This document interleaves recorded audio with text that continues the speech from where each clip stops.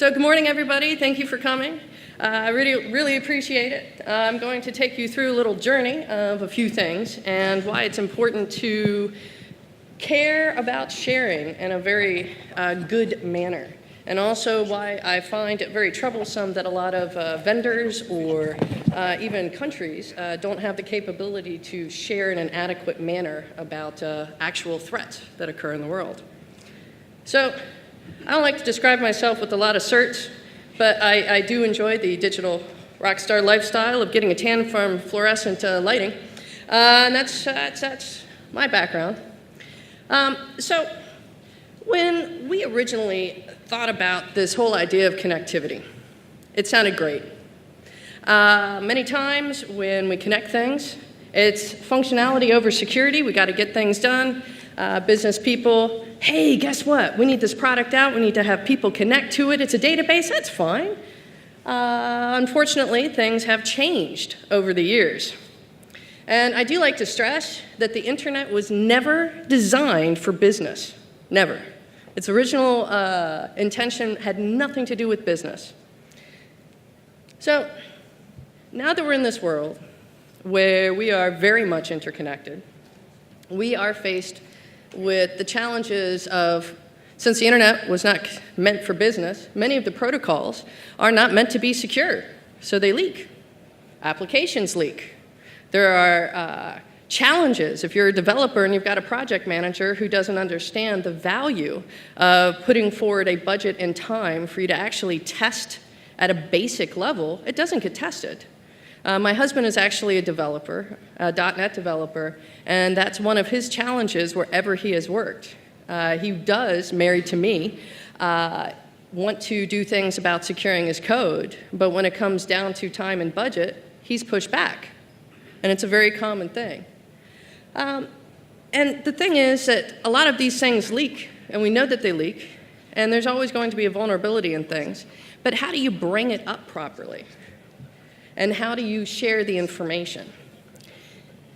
Now, when I started 39.999 years ago, that's all I'm saying, the threat landscape was very, very different. I remember some of the first viruses where one, we had a marching band going across the screen. We had another one that was very nice enough to try to patch your system. Those were more helpful things. Unfortunately, nowadays, the threat landscape has completely changed. It's gone from something where there were a lot of technologists and curiosity to something where the entire landscape is now very much monetized. In addition to that, obviously, the top of the list, when we're dealing with things like foreign governments and nation states, I'm sure you're all aware of the shadow brokers and the recent leaks involving them. We have various governments that can sit on zero-day vulnerabilities. And that actually makes me feel very uncomfortable because you never know who the next person will be in power who has access to those vulnerabilities. And tiny hands kind of scares me. So we've got some interesting challenges, right? Luckily, they don't know very much about cyber warfare, or they'd actually be a challenge. But you also have to think about competition. I used to be the security expert for Lloyd's Banking Group here in London. And at the time, it was quite funny that one of their competitors would forget to change the IP address when they tried to launch a DOS attack against their infrastructure. And it happened on a weekly basis. Yeah. But obviously, a lot of people are scared of these people, you know, the creepy hackers, the glasses-wearing people, for very good reason. We're very curious. And I'm very curious.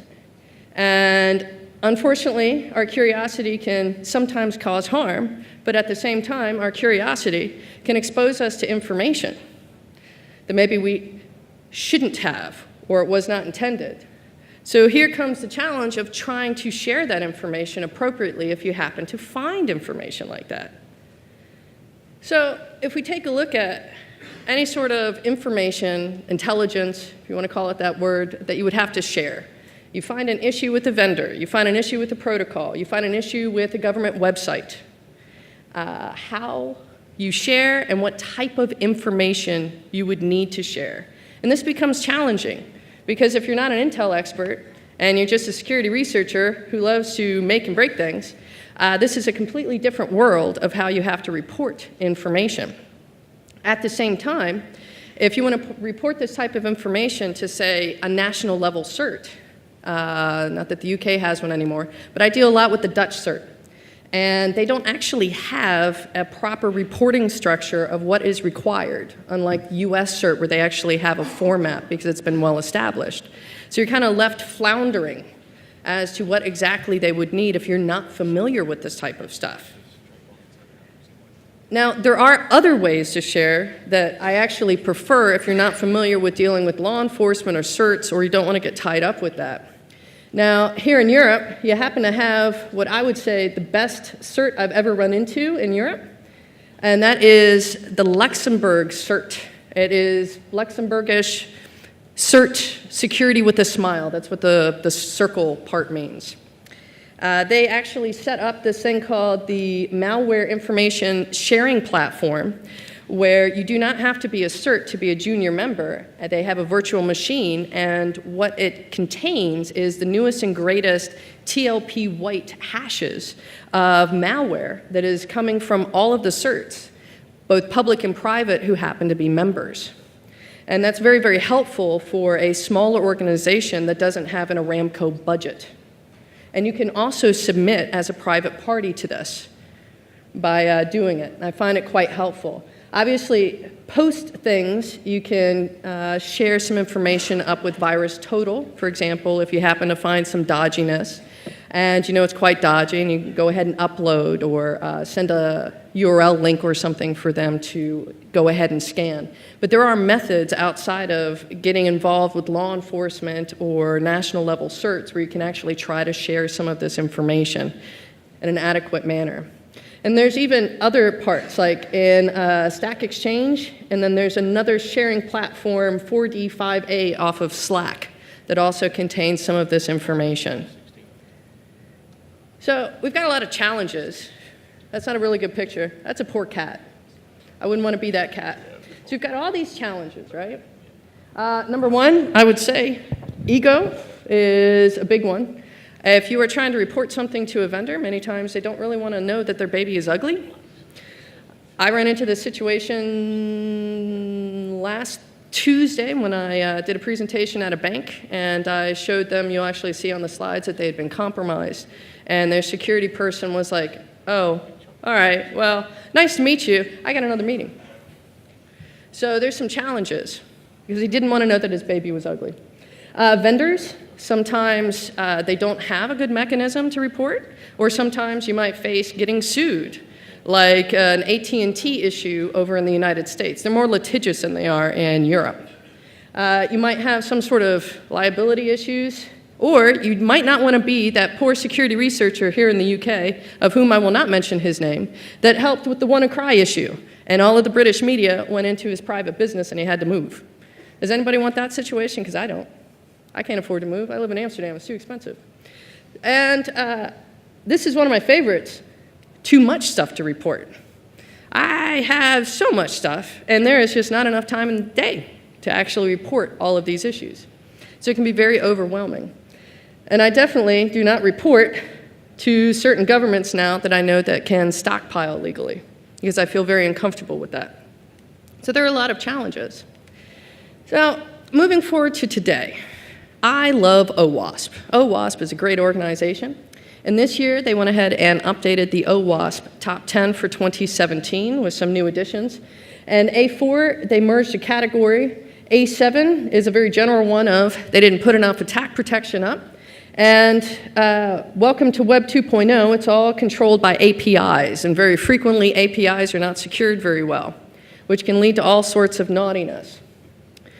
So let's take a look at it. This is just the very first part of the OWASP Top 10, and for the information gathering portion. And I consider this very much, most of it is very passive. These are things that many security researchers or curious people end up finding anyway.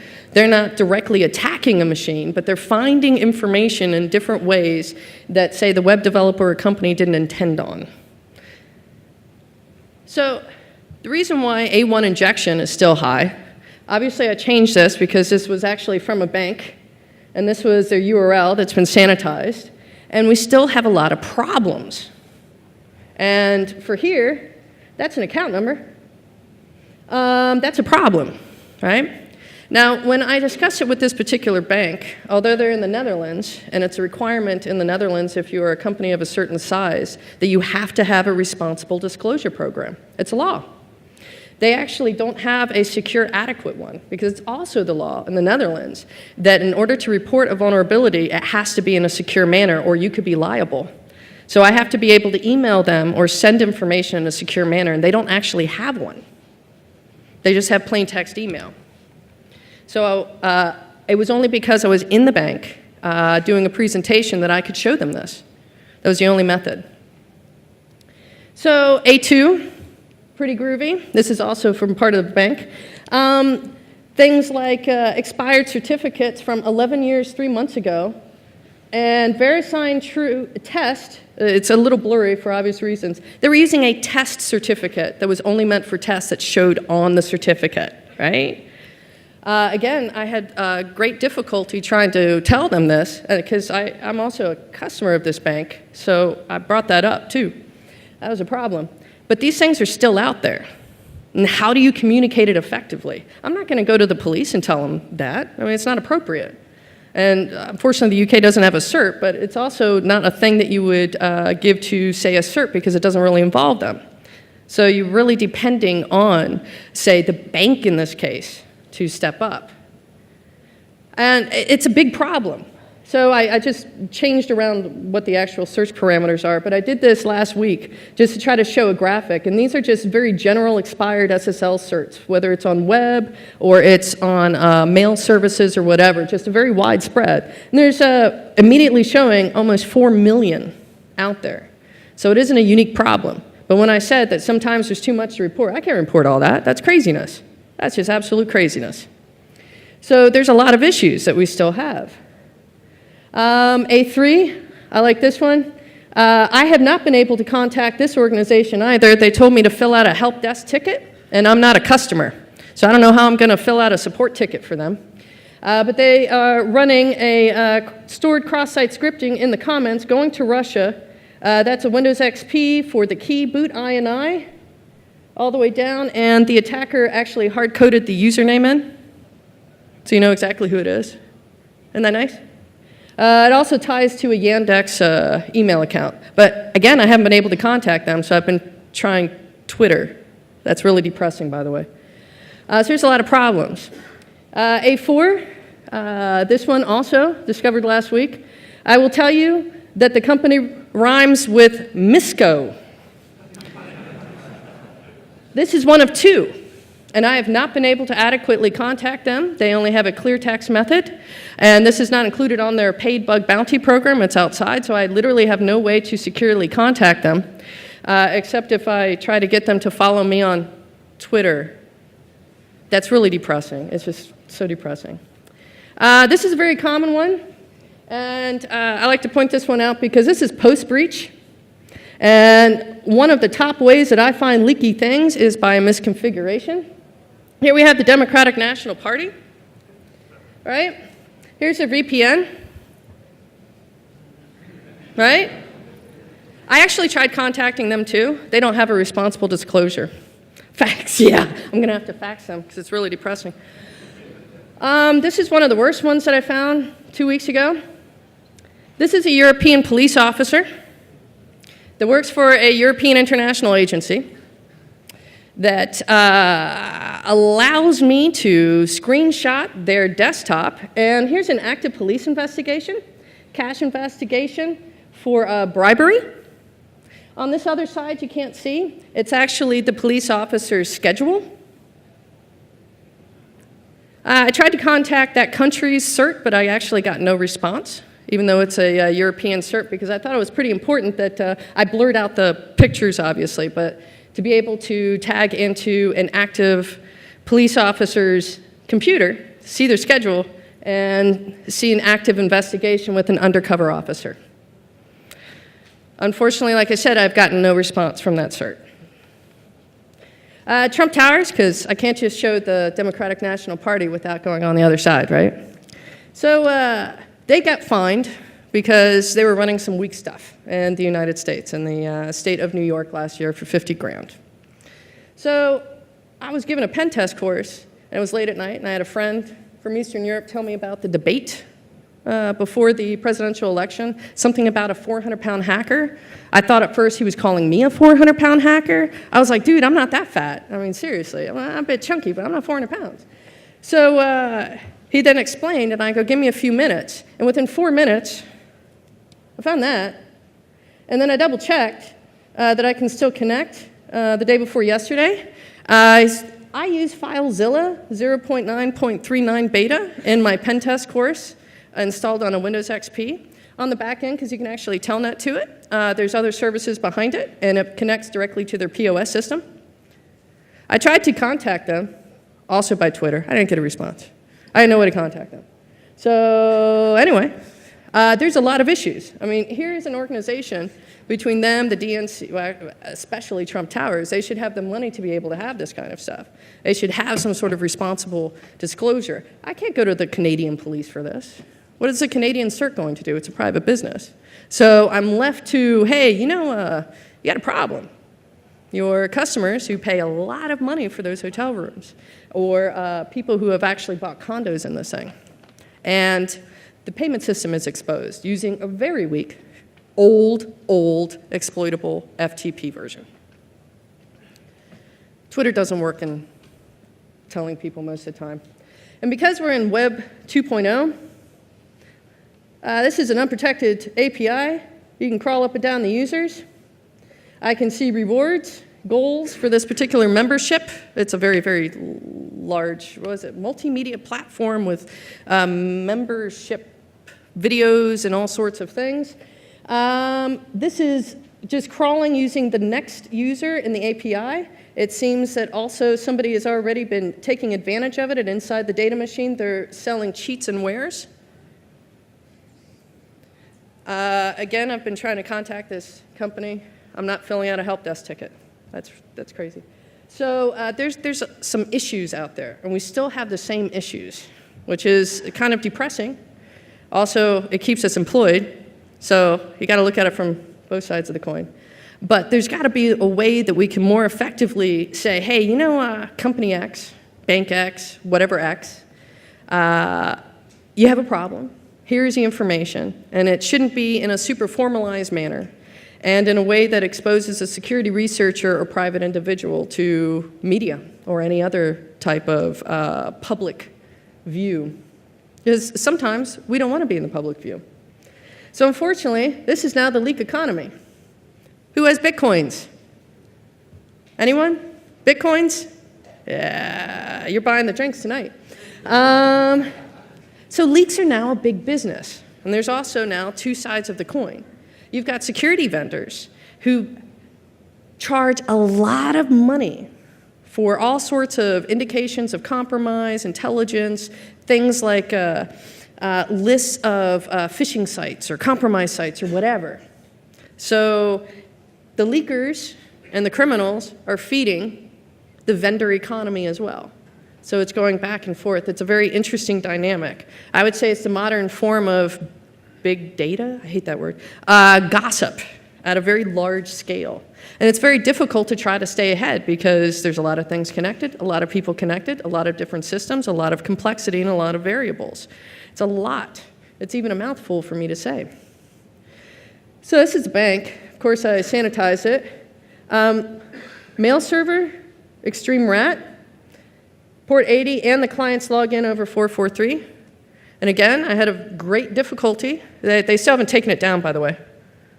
I'm a customer of that bank. It kind of pisses me off. But anyway, this is a European power station. I did contact this CERT, and I was not able to get a response.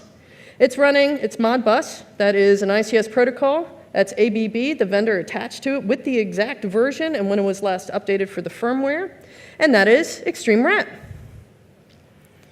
So we have some issues if people can find this type of stuff so easily, but yet cannot communicate effectively with, say in this case, the power station or the CERT that should be notifying them.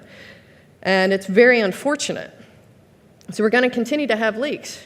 And then we have this problem, where we're running into if somebody's able to get information about your system or you, we have a lot more, I would say, extortion or porn-related malware, where you have instances where if it sees that you're going to a particular porn site, it's got lists, it then tries to embarrass you, right?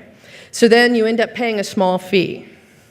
And this is a problem because sanctioned countries like North Korea, this is one of their modus operandi, so that they can make quick money.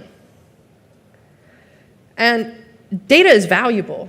So I did some recent stuff, and this is all from the last 2 weeks, just to show you. You now have ransomware, software as a service. It's pretty groovy. I like that. That, and there's another one called Satan, which is getting really big. So if you don't know how to do it, you just sign up with them, they take their cut, they run most of it, it's fantastic, right? Then, of course, there's vendors who, once they find this information, they can sell you at a very high rate this extra dark web intelligence information, right? Because everything's in the dark web. It makes it sound sexy. There's the exploitation market, zero-day market. This particular bank I'm working with, they didn't pay the ransom, so we call this proof of data to taunt them until they go ahead and pay the 100.70 with the transaction fee coin for a Middle Eastern bank. There are all sorts of ways to launder your money, which is great. Or if you have a problem with that, as soon as you get into hard cash, hey, I like London. I'm not saying anything, but there's a lot of empty houses owned by Russians. Okay. So I do want to say, because I want to leave some time for questions, lots of questions. There is hope. There are ways. If you can't get your information to the appropriate parties, you're here at a fantastic conference. Last evening, attempting to put things in the bags while drinking beer, because, goes hand in hand. I met a lady who happens to work for a particular bank where I found that it looks like a criminal entity had set up people inside that bank to set up accounts, which isn't that unusual anymore. So because I met her, I was able to actually send her the information this morning. So that's very helpful. And most of the time when I find this type of information, I have to leverage my network of people I've met at security conferences to actually get it remediated. So it's very important. We are not attendees, we are participants in these particular types of conferences like B-Sides. Talk to people, because you never know. And that's one of the best ways to share information. Obviously, test. There are free tools. There are tons of free tools. If you want to see if somebody has left up documents by mistake, or a developer left up some test web pages, there's Google. There's this great thing called the Google Hacking Database, where it just gives you the strings to put into Google, and you can find your stuff with site myorganization.com or .co.uk. So it's a very easy way. Very basic OSINT. OWASP Zap has fantastic testing capabilities for testing any sort of web page. If it runs a web page, it can be compromised like a web page. It can be tested like a web page, whether it's an embedded device or not. It's running the same type of technology. And Telnet will also show you the banners. But there are ways. Now, one of the reasons why we need to try our best to share good information. I was reminded because Shamoon 2 is an ongoing attack and has been since later last year, where it's just a slightly different type of dynamic. When Shamoon 1 occurred, unfortunately, there wasn't a very good, I would say, adequate IT security infrastructure at Aramco. And unfortunately, when they got hit, there were other collateral damages. So after this photograph was taken, because they couldn't get the trucks to load, it was on the automatic loading system, but it was attached to the IT and payment systems, these were shut down. So that's 13 days. How much petrol do you have, right? Unfortunately, Qatar got hit, and at the time, and now as of yesterday morning, it's become quite public, the Saudi Aramco did not collaborate very much with them. because of what was going on with Arab Spring and Al Jazeera at the time and so forth. Fortunately, now Qatar has been kicked out of the Cool Sunni Kids Club from the GCC as of yesterday. But these types of things can have very, very bad effects. When a major organization gets compromised and they can't produce what they're supposed to produce, then it can have a knock-on effect that is completely undesirable. In the case of Shamoon 1, it actually threatened the world's oil supply to raise up a barrel of oil to $400 to $450 a barrel if they were unable to keep their production up, because they have such a large market share, right? But if you take a good example of that power plant, I think all of us like electricity because I need to plug in my laptop and then hack all the things, right? And water is tightly associated with that and so forth. And we all like the modern world, and we need to have a way to effectively communicate this information to the organizations that are being affected. Until then, we're going to have to leverage this wonderful B-Sides network. And I did he wasn't the original one, but he retweeted it. I like Josh. So I like to bring up an idea of bad sharing, kind of like bad touching. This was off the Register about the possibility of the laws changing here in the UK, obviously because there have been some idiots doing awful things, that they want to be able to surveil and see those idiots, right? They want to see what they're planning. They want to see those communications. But on the other side, what happens if it gets too much? And now a friend clarified that this would only affect UK residents or UK citizens. So a person like me who's not from the UK, suddenly some four-letter agency wouldn't demand my laptop. But it's still a very scary thought that people are discussing this type of information because we're all directly affected. I think most of us have probably found one way or another some sort of software vulnerability, whether intentional or unintentional, right? Now, in the UK, you happen to have this group, the Open Rights Group, that deals with privacy. Now, they don't usually take things like the EFF, where you find a big security vulnerability, but they might be changing. Who knows?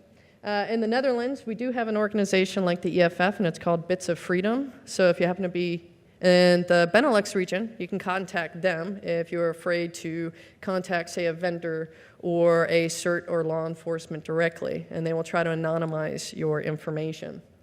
And I do not agree with governments hoarding vulnerabilities and then they get used on a big scale, because that makes me feel very uncomfortable, because other people who are not so honest can use those same vulnerabilities to exploit. Again, you never know who will be in power next. So we know that there's a problem. We know that we all have a boat that's going to leak. We're not going to reinvent the internet tomorrow. So we're going to have to find ways to deal with it, to talk. And sharing doesn't mean, oh, and these are the internal IP addresses that got popped. You can sanitize your conversations. You can sanitize your communications, but still discuss and inform about the threats. There are possibilities and there are ways. But I do stress, leverage your existing network and the network that you're going to extend today. So, by the way, that's a real cat. I didn't know. Who knew? It's a real cat who enjoys swimming and wears a swimsuit. But we know that things will leak. But we're going to have to get used to it, right? We're going to have to deal with it. And we're going to have to find ways to ensure at least our information isn't as leaky. You know, I'm a little biased. So, ask. So I did leave time for questions. So that concludes. So if there are any questions, which I love to answer, please start. And thank you very much.